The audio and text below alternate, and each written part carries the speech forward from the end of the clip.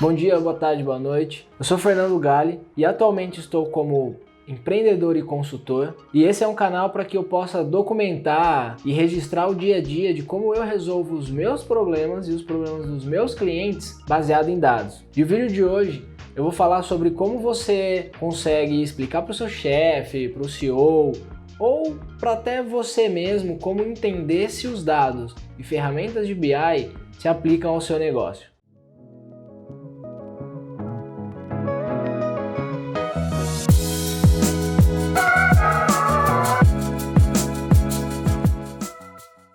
Eu estou em um grupo e esses dias um cara mandou uma mensagem lá, né? Tipo, pô, como que eu consigo justificar a compra, o investimento da ferramenta, né? Como que eu consigo explicar a ferramenta pro meu chefe, no caso pro gerente dele. E até engraçado que eu mandei lá, falei, cara, escreve que a ferramenta faz milagre, né? É o Alteryx. Ele gostou, ele leu, acho que ele até ficou meio puto, ele respondeu assim, meio seco, né?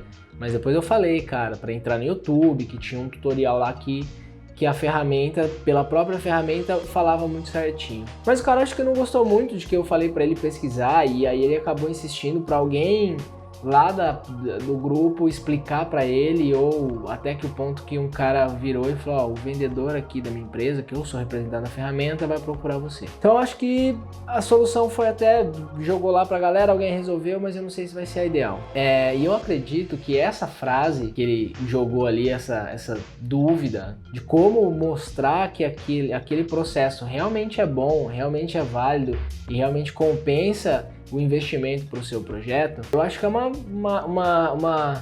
algo que eu trouxe ao longo da minha carreira, porque é muito difícil você provar, seja ele porque os dados são muito complexos, ou você não consegue transmitir a mensagem de uma maneira muito coerente, ou enfim, N coisas, mas os dados eles ainda não estão na cultura das empresas. E resolver esse problema de explicar para quem é o dono do dinheiro sobre investir às vezes 25, 50, 100 mil reais anualmente, pode ser difícil. Na verdade, é muito difícil, né? Mas eu acredito que tem um modelo que você consiga. 99,9% de todo o tempo que eu passei dentro das empresas, como funcionário, seja como analista ou até o cargo de gestão, eu imaginava que era obrigação do dono da empresa ele simplesmente investir em ferramentas porque nós, funcionários, estávamos querendo ou acreditávamos que aquilo ali é melhor. Isso tem até dois viés, que eu digo que um deles é mais por profissionais assim como eu, que talvez conseguisse resolver o meu problema de outra maneira, mas a única habilidade que eu tinha era daquela ferramenta, então eu insistia muito naquilo. E às vezes tem o profissional que quer usar uma ferramenta por ser um pouco mais hypado e tal, e querer agregar informação no currículo e encaixa isso como uma solução que nem é a ideal para a empresa. Mas isso é um outro ponto. Vamos focar no meu. E eu tinha essa ferramenta, mas ela custava caro e eu não conseguia demonstrar o valor real desse negócio. E eu acreditava que o dono tinha que investir. Pô, é simples, cara. Por que você não vai investir se eu tô falando que é bom, né? Então é engraçado. E isso é muito errado. Isso é um pensamento totalmente que deve ser extinto. Isso não faz com que você, que faz parte do time, tenha um senso de dono. Tá totalmente equivocado essa linha de raciocínio, né?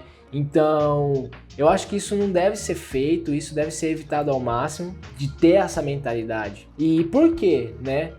Porque é tão complexo você explicar algo, você tirar isso de que é a obrigação do dono investir naquela ferramenta. Eu sempre falo que uma das coisas que mais me surpreendem depois que eu saí do mercado, né, de CLT, vamos dizer assim, do convencional, foi aprender um pouco mais sobre startup. Quando você está falando de startup, são pessoas que tiveram ideias ou têm ideias inovadoras, simplesmente constrói um MVP, né, um produto mínimo viável, e se der fit com o mercado, a solução, resolver realmente um problema e tiver interesse de compra ou realmente uma venda, o empreendedor validou o produto.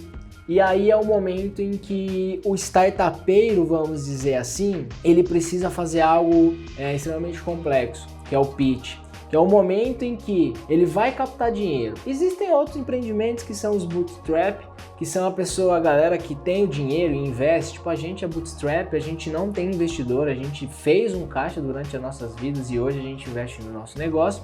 Mas se uma hora a gente precisar captar dinheiro, a gente pode fazer um pitch, vender a nossa ideia. Então ele elabora a ideia, ele constrói, passa isso para o PowerPoint, junta dado e faz uma série de fatores que faz com que aquele pitch seja mais atraente. Mas é algo rápido, tem um negócio que chama pitch de elevador. Então é tipo assim, rapidão mesmo, fala ali pro empreendedor em questão de minutos a ideia, o problema, alguns pontos, e se o cara gostar, vocês vão para uma segunda conversa, senão morre por ali. Tem dois programas muito, acho que mais famosos, o Shark Tank é um deles, mas não é muito desse foco de pitch de elevador, é um pitch como um todo. E tem uma outra série que chama Planeta Startup, que ela é bem esse negócio de pitch de elevador. Então assista essas duas séries que você vai conseguir entender um pouco mais sobre o que é esse pitch. E por que eu falo disso, né? Porque eu acho que o pitch ele é muito parecido.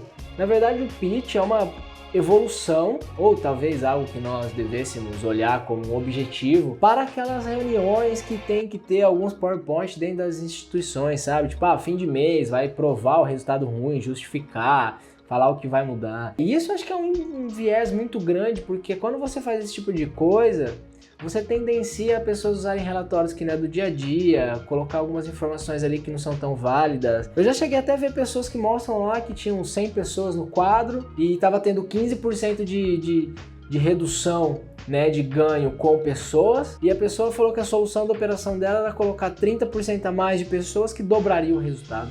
Então, se nos últimos 3 meses vem caindo 15% ao mês a produção das pessoas, por que colocar 30% mais pessoas dobraria o resultado? Então, quando você faz esse tipo de coisa de comitê, eu não concordo muito, porque você acaba colocando responsabilidades em pessoas que elas não deveriam estar fazendo aquilo. São inúmeros problemas que eu não concordo com o que acontece nas apresentações e vejo que elas poderiam ser alteradas. E como que eu, Fernando, resolveria esse problema? Como que hoje se eu entrasse numa empresa e precisasse vender uma solução para o meu CEO, como que eu venderia isso? Como que eu apresentaria isso? A primeira coisa, eu escolheria um problema. Vamos dizer que seja o custo de aquisição por cliente ou um processo da sua empresa que está demandando contratar muita gente para resolver, que é um processo manual, ou seja lá o que for a sua dor hoje, a dor da sua empresa.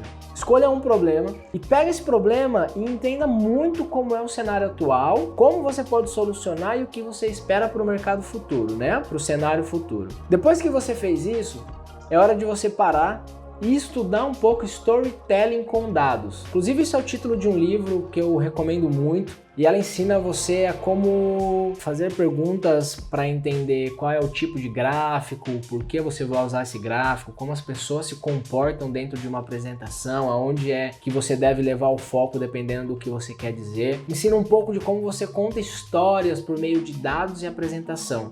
Prende o foco das pessoas e passa realmente a mensagem com que você quer, né? Deixa as coisas mais claras, mais objetivas, mais cleans. Terceiro ponto é desenvolver uma apresentação. Cara, eu sugiro muito buscar uma apresentação da sua empresa. Se ela tem uma apresentação já padrão, as pessoas não usam muito, eu sugiro você pegar esse modelo, dar uma repaginada, usa alguns padrões ali, que é cor, o logo e tal, mas deixa ela um pouco diferente, vai atrair a atenção das pessoas.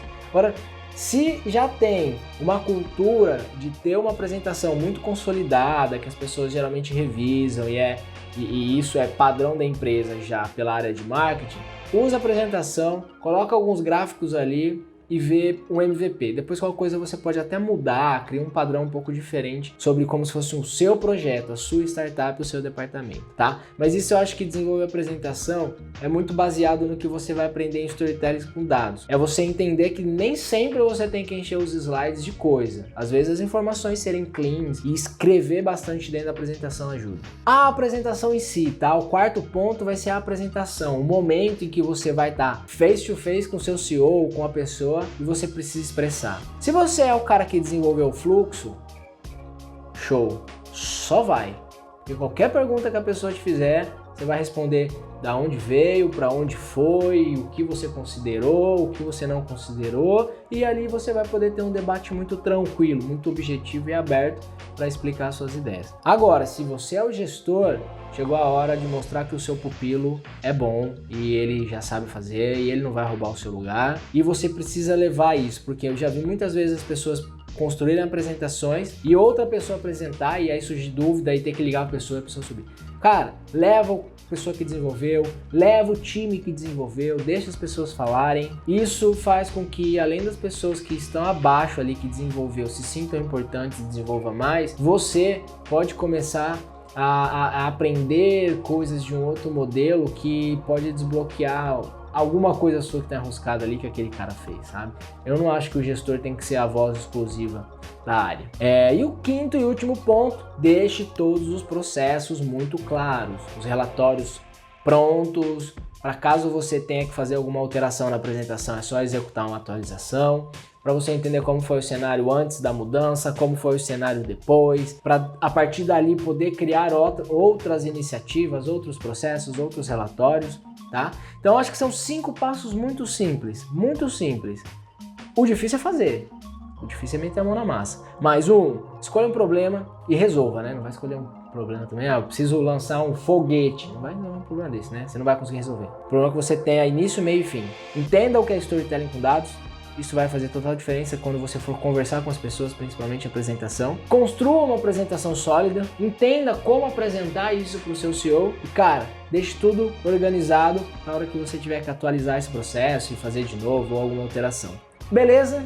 Espero que tenha sido claro, espero que ajude você a falar um pouco mais sobre BI, sobre dados, sobre cultura de dados na sua empresa e te ajude a vender um Excel, uma planilha, uma ferramenta, um BI, sei lá, um fornecedor novo, seja o que for.